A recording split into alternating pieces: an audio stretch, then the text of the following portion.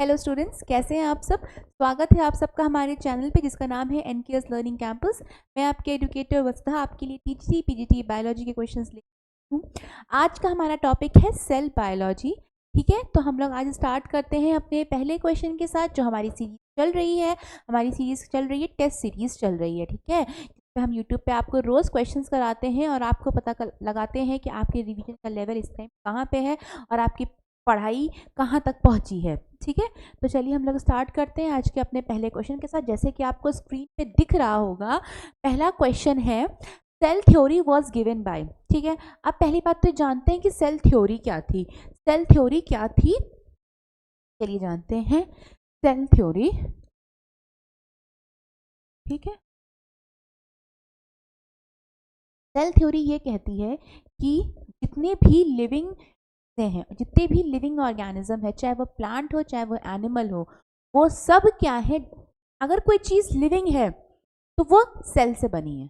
तो cell theory सिर्फ और सिर्फ लिविंग चीज़ों को बताती है, नॉन लिविंग चीज़ों को नहीं बताती है। ठीक है, पहला पॉइंट इसका ये है कि ये बताती है कि जितने भी लिविंग ऑर्गेनिजम्स हैं वो सारे के सारे लिविंग ऑर्गेनिजम्स आपके सेल से बने हैं। तो इसमें पहला पॉइंट है कि all living organisms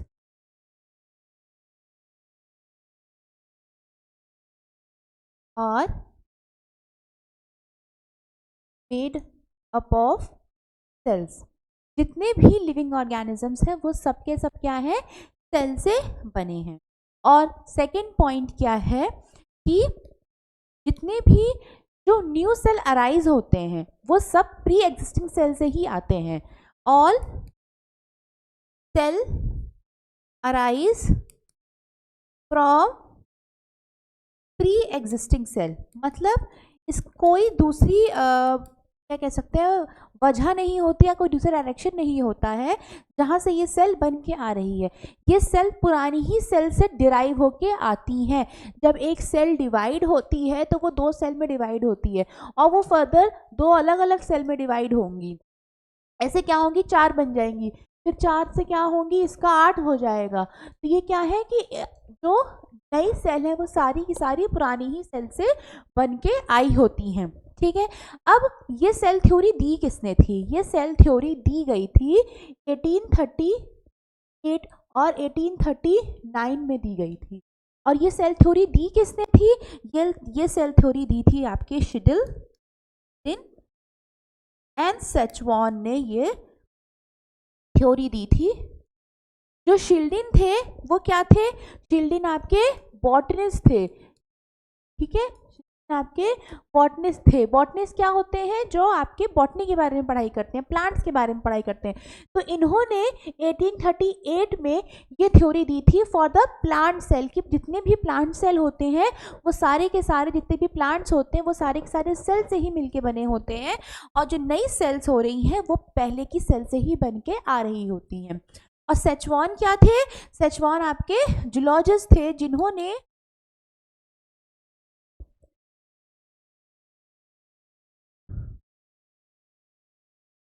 थे जिन्होंने 1839 में ये थ्योरी दी थी, सेल थ्योरी दी थी। ठीक है, उसके बाद आपके आए थे 1855 में एक नए साइंटिस्ट जिसका नाम था रुडोल्फ विर्चॉ। इन्होंने क्या दिया था, इन्होंने उस सेल थ्योरी को मॉडिफाई किया था। इन्होंने सेल थ्योरी को क्या किया था, मॉडिफाई किया था। इन्होंने सेल थ्योरी को मॉडिफाई किया था और एक स्टेटमेंट दी थी, ओमनिस सेलुला सेलुला। ठीक है, इन्होंने ये स्टेटमेंट दी थी 1855 में, जिसका मतलब यही होता है कि जितने भी लिविंग सेल्स हैं, लिविंग ऑर्गेनिजम्स हैं, वो सब सेल से ही मिलके बने हैं। और जितने भी नई सेल्स होती हैं वो सब प्री एग्जिस्टिंग सेल से ही मिलके आई होती हैं। ठीक है, तो समझ में आ गया आपको। तो पहले क्वेश्चन पे चलते हैं। हमारा पहला क्वेश्चन है कि the cell theory was given by, तो सेल थ्योरी किसने दी थी? सेल थ्योरी आपकी दी थी शिडल एंड सेचवॉन ने। अगर पूछा जाए कि एंटोनियो वॉन लीवेनहॉक ने क्या किया था, तो एंटोनियो वॉन लीवेनहॉक ने आपकी सेल की डिस्कवरी करी थी। इन्होंने क्या किया था? लिविंग सेल की डिस्कवरी करी थी। इन्होंने लिविंग सेल की डिस्कवरी करी थी बैक्टीरिया पे, ठीक है, पॉन्ड वाटर में। और अगर आपसे कोई पूछे कि आपकी डेड सेल की डिस्कवरी किसने करी थी, डेड सेल की डिस्कवरी अगर किसने की थी, वो थे आपके रॉबर्ट हुक। रॉबर्ट हुक ने आपकी डेड सेल की डिस्कवरी करी। चलिए नेक्स्ट क्वेश्चन पे आते हैं। हमारा नेक्स्ट क्वेश्चन है, Robert Hooke use the term cell, ठीक है। अभी मैंने बताया था कि इन्होंने डेड सेल की डिस्कवरी करी थी, पर इन्होंने डेड सेल की डिस्कवरी करी कब थी? इन्होंने डेड सेल की डिस्कवरी करी थी 1665 में, 1665 में इन्होंने सेल के बारे में बताया था। इन्होंने सेल के बारे में अपनी एक बुक में बताया था। इन्होंने एक बुक लिखी थी, जिस बुक में इन्होंने इस बात की चर्चा करी थी, सेल की चर्चा करी थी। उन्होंने अपनी बुक का नाम था माइक्रोग्राफिया। माइक्रोग्राफिया इनकी बुक का नाम था, जिन्होंने इस सेल के बारे में बताया था, ठीक है। इन्होंने बताया था कि जो सेल होती है वो मधुमक्खी के छत्ते की तरह लगती है, हनी कॉम्ब की तरह लगती है, लाइक स्ट्रक्चर होता है, क्योंकि वो सब साथ में ऐसे इकट्ठा होके ही दिखती हैं, ठीक है। चलिए next, the first culture of human cell, सबसे पहले first culture of human cell किन्होंने किया था और किस पे किया था और उसको बोलते क्या हैं? ठीक है, ये किया था आपके जॉर्ज गे ने, ठीक है। इनका नाम था जॉर्ज ओटो। इन्होंने जो ह्यूमन सेल की डिस्कवरी करी थी वो की थी 1951 में, 1951 में की थी एक,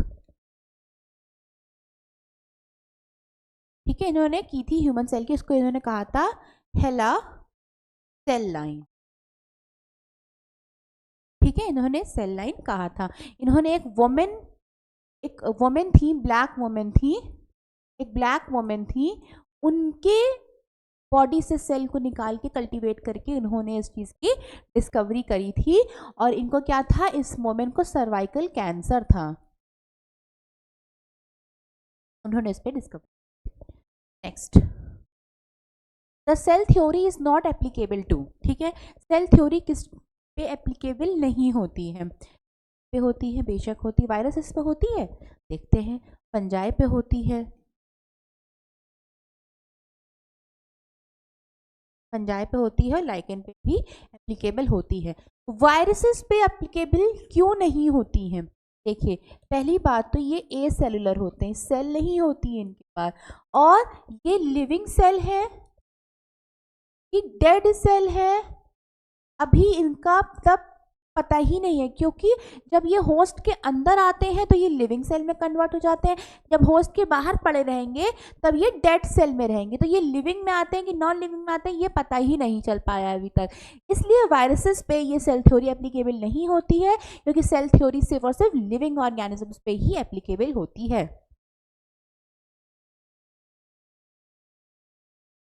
the difference between the plant cell and the animal cell. अब इसमें से जो चार ऑप्शन दिए हैं, इसमें से बताना है कि प्लांट सेल और एनिमल सेल में डिफरेंसेस क्या क्या होते हैं। Plant cell lack chloroplast which are abundant in animal cell. Animal cell photosynthesis करता है, क्लोरोप्लास्ट का काम होता है फोटोसिंथेसिस कराना। तो प्लांट सेल फोटोसिंथेसिस करता है कि एनिमल सेल? तो ऑब्वियस सी बात है कि प्लांट सेल करता है, तो ये ऑप्शन क्या हो जाएगा? गलत हो जाएगा, क्योंकि ये लैक कह रहा है। लैक का मतलब होता है कमी या फिर एब्सेंस। चलिए, plant cell have one large central vacuole while animal cell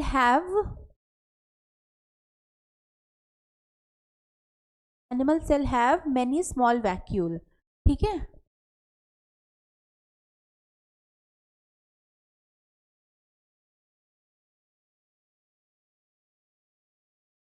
तो प्लांट सेल के पास क्या होता है, लार्ज वैक्यूल होती है, बाकी एनिमल सेल के पास स्मॉल वैक्यूल होता है। चलिए आगे देखते हैं।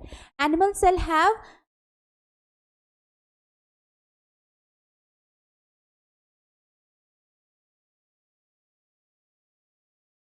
animal cell have thinner cell wall than the one present in plant cell। Animal cell के पास सेल पतली क्या मोटी क्या सेल वॉल होती है, होती ही नहीं है। Plant cell do not, animal cells do not have cell wall, तो ये ऑप्शन भी गलत हो जाएगा, नन ऑफ दीज। देखिए plant cell have one large central vacuole, plant cell के पास क्या होती है, सेंट्रल वैक्यूल्स होते हैं, क्योंकि यही सेंट्रल वैक्यूल्स जो होता है इसमें ये अपना खाना सारा का सारा स्टोर करते हैं, ठीक है। और एनिमल सेल के पास बहुत ही छोटे छोटे वैक्यूल्स होते हैं, तो ये ऑप्शन एकदम सही हो गया। जो वैक्यूल होता है, वैक्यूल की जो आउटर मोस्ट लेयर होती है, मतलब वैक्यूल की जो लेयर होती है, जो कवरिंग होती है, उस कवरिंग को बोलते हैं हम लोग टोनोप्लास्ट।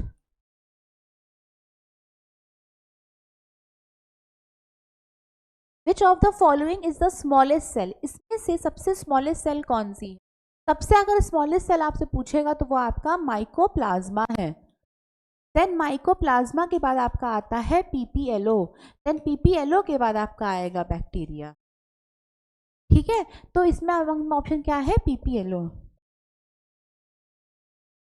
ठीक है। The ability of a cell to grow into a complete plant, ठीक है। किसी सेल की एबिलिटी मतलब कि उसकी क्षमता कि वो एक छोटे से सेल से पूरे कंप्लीट प्लांट में कन्वर्ट हो जा रही है, ठीक है। तो इसको हम लोग क्या बोलते हैं, इसको हम लोग बोलते हैं सेलुलर टोटिपोटेंसी, इसको हम लोग बोलते हैं सेलुलर टोटिपोटेंसी। प्रोटोप्लाज्मिक फ्यूजन क्या होता है, प्रोटोप्लाज्मिक फ्यूजन होता है कि जब हम लोग दो लिविंग प्रोटोप्लाज्म को क्या कर रहे हैं, फ्यूज करा रहे हैं। प्रोटोप्लाज्मिक यानी कि प्रोटोप्लाज्म का फ्यूजन करा रहे हैं और फिर उससे क्या कर रहे हैं, एक हाइब्रिड बना रहे हैं, तो उसको हम लोग बोलते हैं प्रोटोप्लाज्मिक फ्यूजन।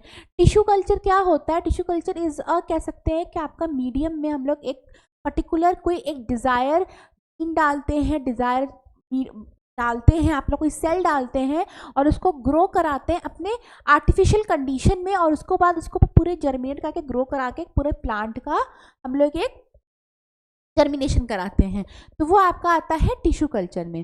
फिर एक आपका आता है सोमा क्लोनल वेरिएशन, इसमें क्या होता है कि जब कोई प्लांट में वेरिएशंस आते हैं तब हम लोग उसको इसमें देखते हैं, ठीक है। तो इसका सही आंसर क्या है, cellular totipotency. Which of the following is devoid of the nuclear membrane and mitochondria, इसमें से क्या ऐसी चीज़ है जिसके पास न्यूक्लियर मेम्ब्रेन और माइटोकॉन्ड्रिया नहीं होता है। और न्यूक्लियर मेम्ब्रेन और माइटोकॉन्ड्रिया इनके पास नहीं होता है, प्रोकैरियोट्स के पास नहीं होता है।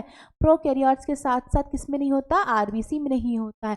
तभी आरबीसी को हम लोग मॉडल सेल मान लेते हैं, क्योंकि जब हमें कोई चीज़ एक्सपेरिमेंट करनी होती तो इसी पे करते हैं, क्योंकि इसमें माइटोकॉन्ड्रिया नहीं होता, बहुत एनर्जी नहीं यूज़ होगी, और न्यूक्लियर मेम्ब्रेन नहीं होता, तो मतलब बहुत ज़्यादा स्पेस नहीं लेगा, यानी कि न्यूक्लियस ही नहीं, ठीक है।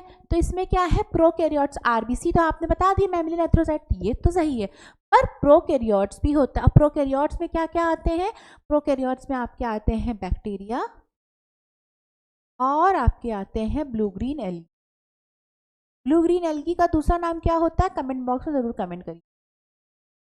ब्लू ग्रीन एल्गी का दूसरा नाम क्या होता है, कमेंट बॉक्स में उसको आप जरूर से कमेंट करिएगा, ठीक है। इसका सही आंसर क्या हो जाएगा, ऑल ऑफ। नेक्स्ट,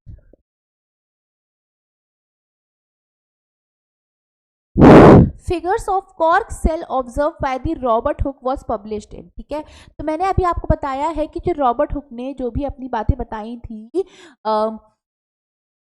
उसकी मतलब सेल के बारे में, तो उन्होंने किस में बताया था, उन्होंने बताया था माइक्रोग्रेफिया में। स्पीशीज प्लैंटेरम किसने दी थी, स्पीशीज प्लैंटेरम दी थी कार्लस ने, ठीक है। हिस्टोरम प्लैंटेरम किसने दी थी, हिस्टोरम प्लैंटेरम दी थी जॉन रे ने, और अगेन सिस्टम नेचुरे किसने दी थी, Carolus,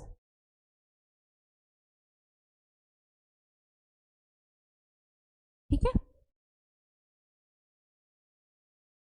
animal cell differ from plant cell in possessing, animal cell क्या हो रहा है इसमें, मतलब कि ऐसा क्या चीज़ है जो एनिमल सेल में है बट वो प्लांट सेल में नहीं आ रहा, मतलब एनिमल सेल प्लांट सेल को किस तरीके से अंतर दे रहा है, ठीक है। तो इसमें वैक्यूल्स हैं, वैक्यूल्स तो आपके प्लांट सेल में होते हैं मेनली, और एनिमल सेल में भी थोड़े बहुत पाए जाते हैं। प्लास्टिड्स, प्लास्टिड्स तो आपके एनिमल सेल में ही होते हैं ना, क्यों? क्योंकि ये क्या होते हैं, इनके पास आपके होते हैं क्लोरोप्लास्ट, जो कि ग्रीन कलर देता है, फोटोसिंथेसिस कराता है। ये होता है क्रोमोप्लास्ट, क्रोमोप्लास्ट क्या होता है, आपको कलरफुल जितना भी प्लांट होता है फ्लावर वगैरह का, वो क्रोमो के वजह से, क्रोमोप्लास्ट की वजह से आता है। फिर आपका होता है ल्यूकोप्लास्ट, जो कि खाना स्टोर करने का काम करता है। देन माइटोकॉन्ड्रिया, माइटोकॉन्ड्रिया तो आपके प्लांट्स और एनिमल सेल दोनों में ही पाई जाती है, ठीक है। रही बात सेंट्रोजोम की, सेंट्रोजोम एक ऐसा ऑर्गेनल है जो कि आपके सिर्फ और सिर्फ एनिमल सेल में ही पाया जाता है। सेंट्रोजोम के साथ और क्या होता है, सेंट्रियोल्स। तो सही आंसर क्या हो जाएगा,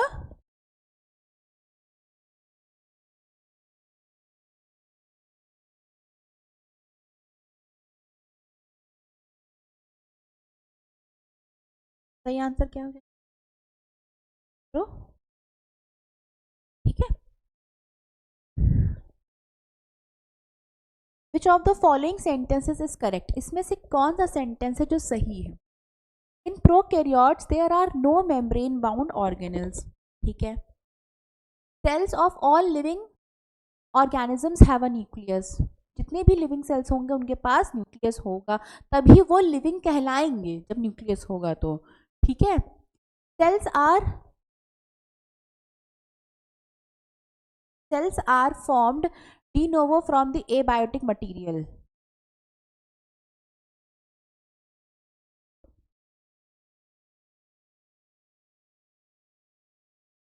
Both animal cell and plant